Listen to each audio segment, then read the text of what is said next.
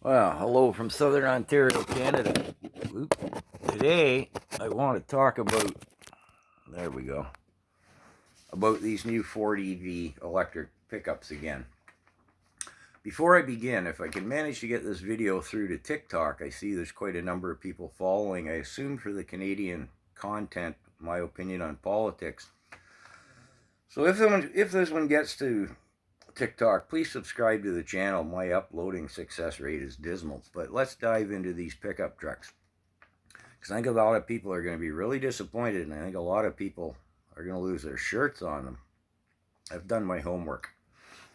Let me start out before we get into the range anxiety issues with these things. A couple of points I want to go through. There's quite a number of videos out there about their towing capabilities, and it is dismal by all accounts. The trucks come in 3 levels of energy storage in their batteries. These one guys did a towing video. They used, I think, all 3 levels, and they towed a variety of trailers. And when you get up into the 75% range of their towing capabilities load-wise, 35 miles. That's it. That's as far as that thing goes. That's less than the equivalent of a quarter of a tank of gas. So who's going to tow a trailer anywhere starting out with a quarter tank of gas? Or if they do, their first stop's at the gas station to top up. Well, this thing's already topped up. Excuse me. So I'll leave that subject matter there. Everyone's in concurrence that towing is just not rational in these things. Another thing I see being touted, I'll say, well, they can charge your house. You run your house on the truck once the truck's fully charged. Well, my house here uses less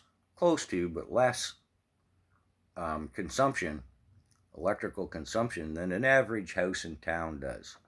I won't explain why. We have a lot of wood heat, blah, blah, blah.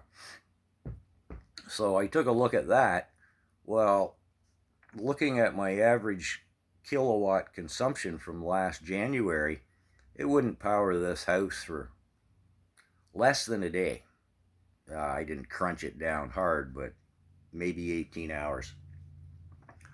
So let's get into the trucks. And what I'm looking at here is the bulk of pickup trucks sold in North America aren't used as working pickup trucks.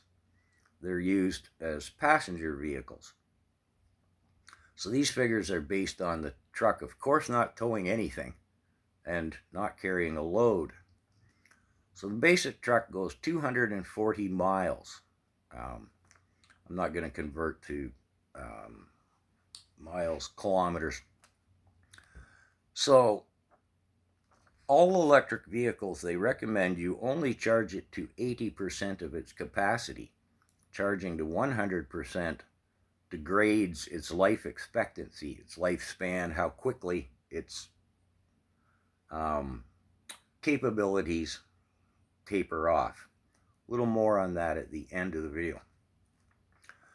So we take our 20% off, charging it again to 80%. We're now down to 192 miles. Now, you probably want to leave a 20% reserve at any given time to come home. And that's less than a quarter of a tank of gas. We'll come back to that again in a minute. So that's 38.4 miles taken off. So we come to an effective range of 153.6 miles per charge. Now that seems tolerable for average use, again being used as a passenger vehicle hopping around. Now we come to when it gets below freezing, 0 degrees Celsius, 32 Fahrenheit. I can't seem to find any manufacturer who's willing to put temperature to loss. But they all admit when it's cold that it can be as much as 40% reduction in range. So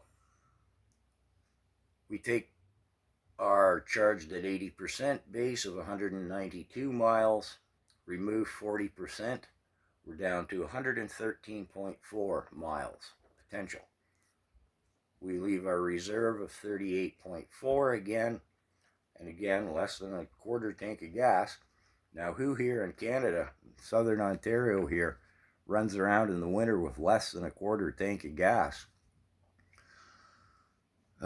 Nobody's got any common sense.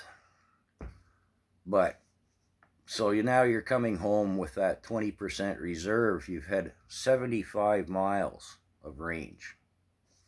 That's getting a little skinny. But that 75 miles isn't true in the sense of, let's say, I go into town and I make 4 or 5 different stops. Every time I come out, I have to run that truck for 2, 3, 4 minutes, depending on the weather conditions, to clear the windshields off, or the windshield and windows off again. So I'm not truly headed home with a quarter tank reserve. My 75 miles isn't actual because, again, I've got to calculate or factor in reheating the cab and the windows every time. So then I might come home and find some traffic delays due to weather conditions, accidents. I mean, the first time it snows here, on my trip into town, I'm going to see a car in the ditch every mile. Yeah, people are that bad in the winter the first time it snows. So I might be delayed or even held up for 5 minutes. Heaven forbid I'm coming home on less than a quarter of a tank of gas, and I might get held up for an hour or two, which is an unlikely occurrence. But so yeah, there's your figures. Your true range, 153.6 miles summer use. A not true 75 miles in the winter. Now, for tradesmen or farmers, that's another subject matter, and I probably will do another video on that. So, that's it for electric trucks on this. Oh yeah, I was going to summate by saying, every time you charge your battery, it reduces its life expectancy.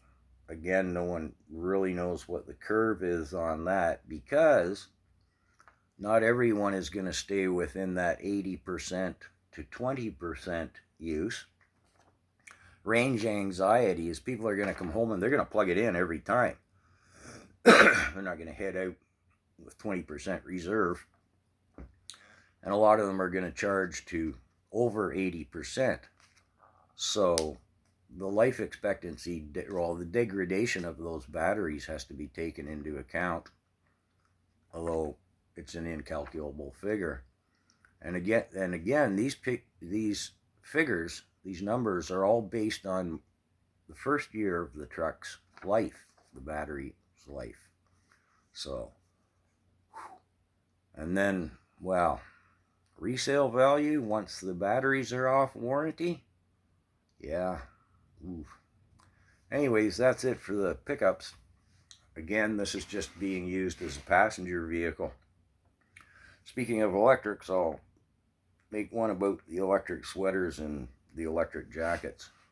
Anyways, again, if you're following on TikTok, please subscribe and please hit the like button, everybody. My numbers are not so good of late. Thanks.